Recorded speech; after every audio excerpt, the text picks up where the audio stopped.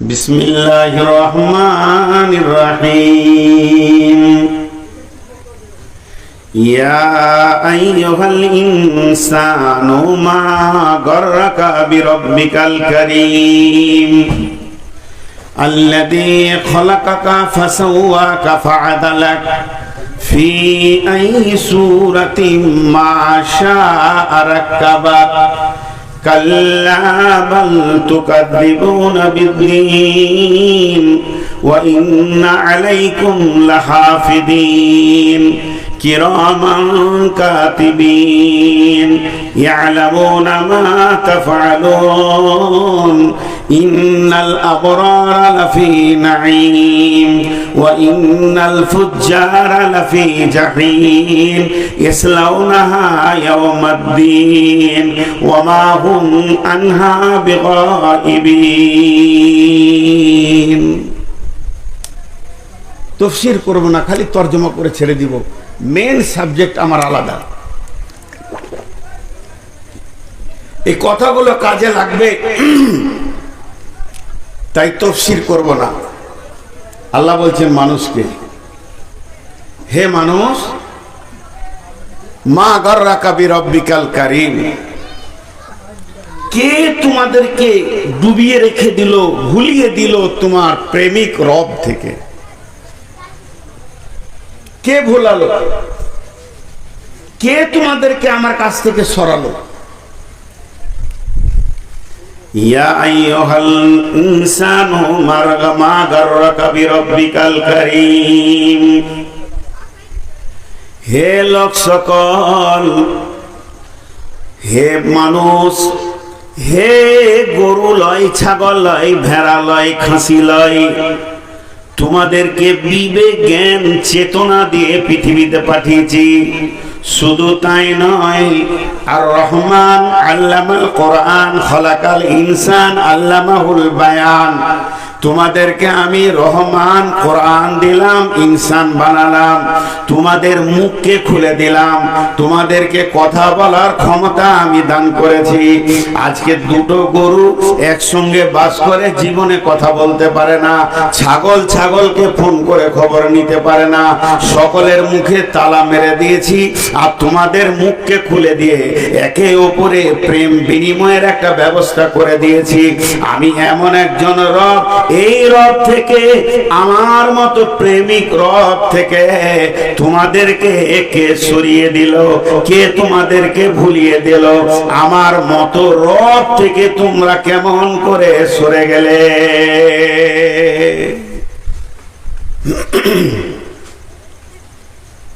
মাফ করবেন, একটা খারাপ কথা বলছি।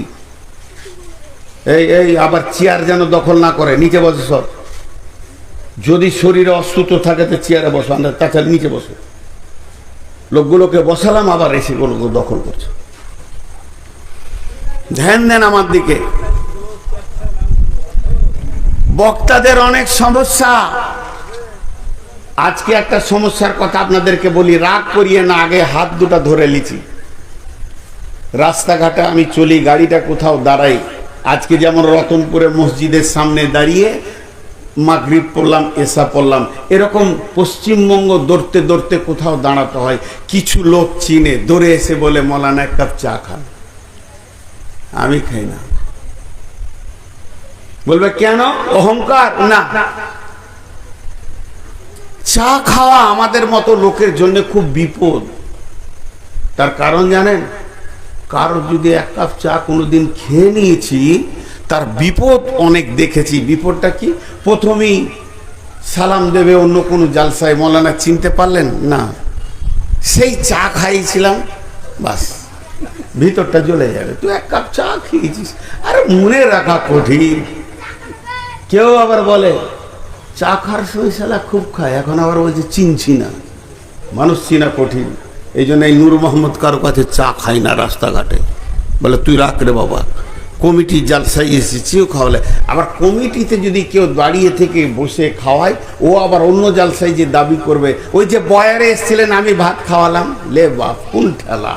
একে কোরআন হাদিস মনে রাখবো না কে কে খাওয়াইছে ওগুলো মনে রাখবো, বড় জ্বালা। তা আমি এটা উদাহরণ দিচ্ছি। মাথাতে এটা রাখেন। 1 কাপ চা খাইয়েছে, তাই ওকে আমাকে মনে রাখতে হবে। আর আমি যদি মনে না রাখি তো সমাজে আমি একটা কলঙ্ক মানুষ। বয়ার এসছি আজকে জালসা করতে, কোনো ভাই আদর করে তার বাড়িতে নিয়ে গিয়ে মাছ মাংস সবজি দিয়ে পেট ভরে ভাত খাইয়ে, দই মিষ্টি খাইয়ে, কোল্ড ড্রিঙ্কস খাইয়ে আমাকে আজকে প্লিজ করে দিল। সে মনে মনে রেখেছে হুজুরের বাড়ি তো পুবার, বর্ধমান পুবার। ও বিচারা কোনো কাজে পুবার গেছে, খালি খুঁজছে খুঁজছে, দেখতে পেলে ভালো হয়। আমি ওকে দেখতে পেয়েছি। দেখার পরে ও মসজিদে জোহরের নামাজটা পড়লাম, আর ওকে সাইড করে বেরিয়ে চলে গেলাম। না সালাম দিলাম, না ওকে কথা বললাম। ওই লোকটা কি বলবে? আপনারা বলেন কি বলবে? আপনাদের মুখে ব্রেনে ঢুকে গেছে, সালা বেঈমান, অহংকার হয়ে গেছে। এত খাওয়াইলাম, এত কিছু করলাম, আজকে একটা কথা বললো না, আজকে আমার দিকে তাকালো না, আমাকে একটা জিজ্ঞেস করলো না। এতগুলো কথা বলবে। তর্কের খাতিরে আপনাদেরকে একটু নোংরা লাগবে, তাও বুঝানোর জন্য